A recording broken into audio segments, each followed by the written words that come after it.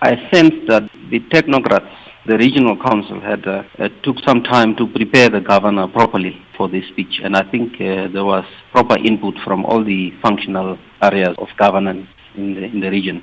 That's one. But I think the chairperson, when he was introducing the governor, mentioned something which is very obvious and quite worrying for us as inhabitants of the region, which is that the planning is good, but the implementation thereof is very slow. And that has came out from, for instance, some of areas which the governor has mentioned in the State of the Region speech that he has given. For instance, the beneficiation of, for instance, the small stock farmers. From the figures that were given, I can say if 1,100 small stock are distributed to 55 households, it means one household receives 20 goats or 20 sheep or whatever it is. They didn't specify sheep or goat, but anyway, that to me is a significantly low benefit, to say the least. He also mentioned issues of tractors that were delivered and are available for usage by the communities. But those of us who are in the communities know that at least for the past 4 or 5 years, we couldn't utilize those equipment. By now, their functionality, some of us are even questioning. The governor has hinted at some challenges, just like you alluded to. Did he perhaps indicate as to how he intends to address these challenges?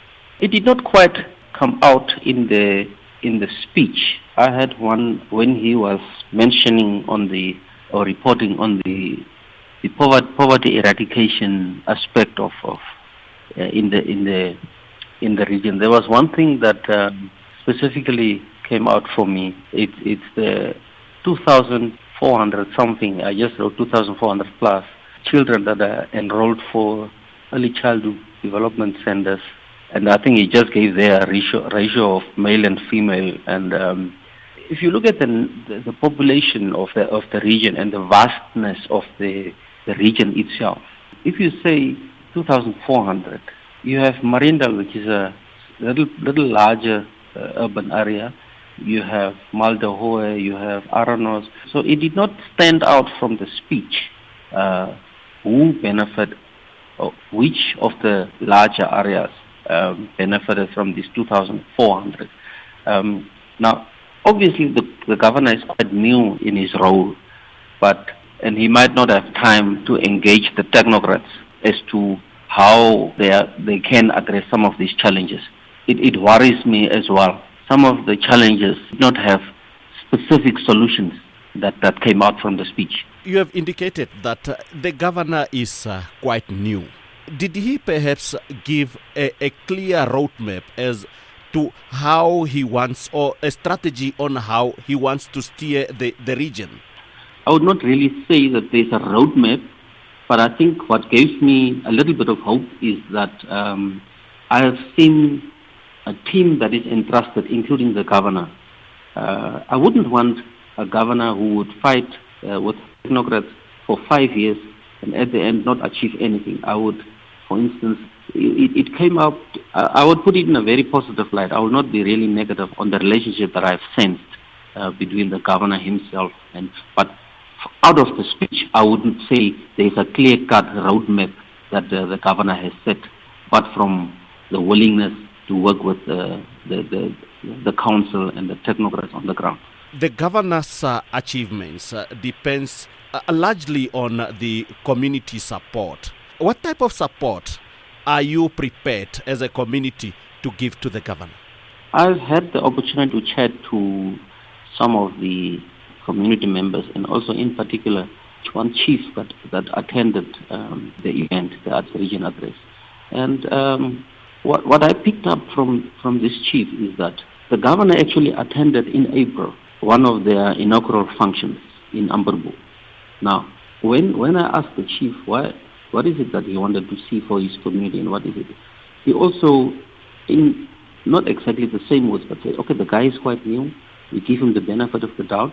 We have to support him for now. At least we can see someone that we can work with.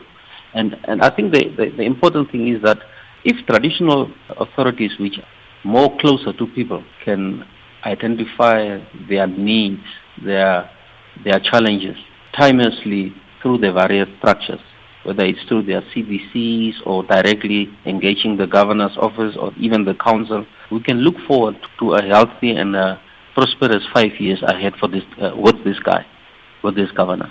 The green hydrogen project is a big thing in the southern part of the country. How do you think can this play a role in assisting the governor achieve his objectives? For us in the region, there is two things as far as the green hydrogen program is concerned. One of it is the preparation aspect. When I say preparation, the worry that we have was that it was not quite clear how our people will benefit out of it. Sometime last week, and I attended that launching in Gibeon, the launching of the Green Hydrogen Scholarship Program. Now we are hopeful that our young people will be trained in view of the preparation of this Green Hydrogen project. The only worry which some of us have now is that we are talking about billions, but the number of people that when we hear, for instance, the youth will be trained, here and there you will hear that 10 people will be selected, 15 people will be selected. I do not still see the impact of beneficiation from the bigger scheme of things. And I would really want to engage the governor, even either at a personal level or various other platforms, whenever I meet him, to really have his view and the view of the leadership, nationally or regionally, of how we can, as a community, be comfortable. So the preparation is one thing. Our youth will be prepared. Scholarship will be available. The number of people that will be eventually trained or prepared, how will that eventually benefit in the bigger scheme of things? That concerns some of us. Those answers we will get through continuous engagements.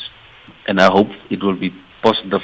We will be seen in a very positive light. We don't want to be seen as a negative entity in the bigger scheme of things.